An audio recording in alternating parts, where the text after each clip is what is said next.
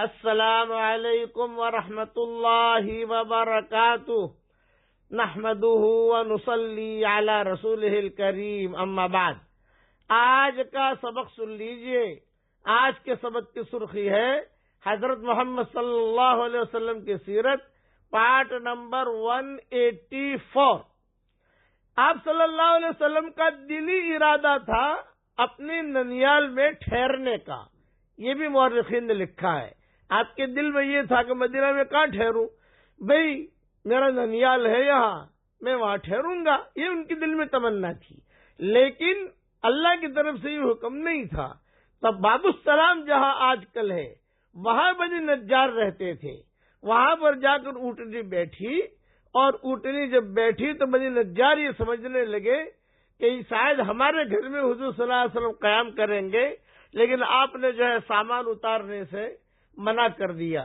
یہ کہا کہ نہیں، اب یہ اونٹنی کھڑی ہوئی اور کھڑی ہو کر آگے بڑھی، اور آج کل جہاں باب البقیع ہے وہاں ابو ایوب انصاری کا مکان تھا، وہاں جا کر اونٹنی بیٹھی، اور وہاں جا کر بیٹھ کر اس نے اپنی گردن زمین پر ڈال دی۔ تو آپ نے فرمایا کہ اب یہ میری جگہ ہے۔ اسی لیے سارے علماء نے متفقہ طور پر یہ فیصلہ کیا کہ مسجد نبوی کی چوڑائی جو شروع سے چل رہی ہے وہ یہی ہوگی، باب السلام سے لے کر باب البقیع تک۔ باقی پیچھے جتنا چوڑا کرتے رہو، جتنا لمبا کرتے رہو، جو کرتے رہو کرو، لیکن اصل یہ ہے باب السلام پر بنی نجار رہتے تھے، اور باب البقیع پر حضرت ابو ایوب انصاری رضی اللہ تعالیٰ عنہ رہتے تھے۔ اور اسی لیے یہ دو دروازے، باب البقیع تو اب بنا ہے، باب السلام جو ہے بہت پرانا ہے، اور یہ چوڑائی جو ہے وہ طے کر دی پرانے علماء نے، پرانی حکومتوں نے مل کر۔ اب ابو ایوب انصاری کے دروازے پر جب اونٹنی جا کر بیٹھ گئی تو حضرت ابو ایوب انصاری، ان کے بیٹے، ان کی بیوی، ان کی بچیاں، یہ سارے کے سارے آئے اور جلدی جلدی حضور صلی اللہ علیہ وسلم کا سامان لیا، اور سامان لے کر اپنے گھر میں رکھا، اور پھر حضور اکرم صلی اللہ علیہ وسلم کو بھی اتارا۔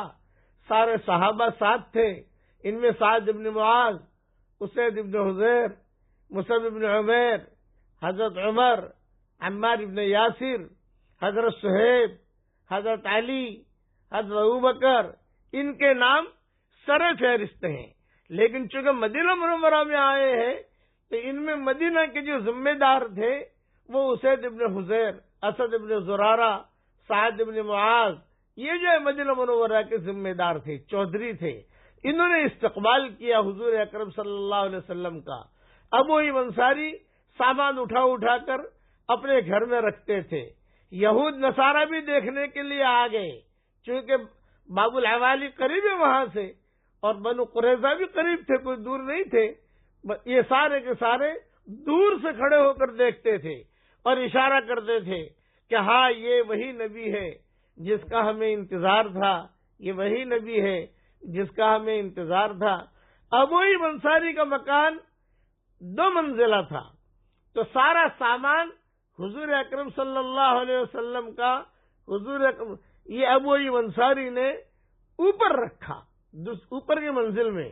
لیکن حضور صلی اللہ علیہ وسلم جب گھر میں تشریف لانے لگے تو ابو ایوب انصاری سے پوچھا بھی ہماری قیام گاہ کہاں ہے، ہمارے کمرے کہاں ہیں، ہم کہاں ٹھہریں گے؟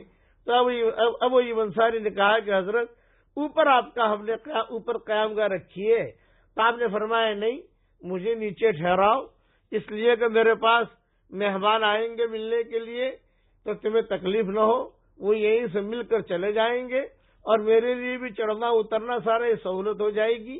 ابو ایوب انصاری نے اپنے بچوں سے کہا، تھوڑی دیر کے لیے حضور صلی اللہ علیہ وسلم نے باہر قیام کیا، یعنی باہر کسی چیز پر بیٹھے، کرسی تو تھی نہیں، اب سامان پہلے اوپر رکھا، اب سامان نیچے اتارنا ہے، تو اس کے لیے کہا حضرت مہرن یا رسول اللہ، تھوڑے سے آپ تشریف رکھیں۔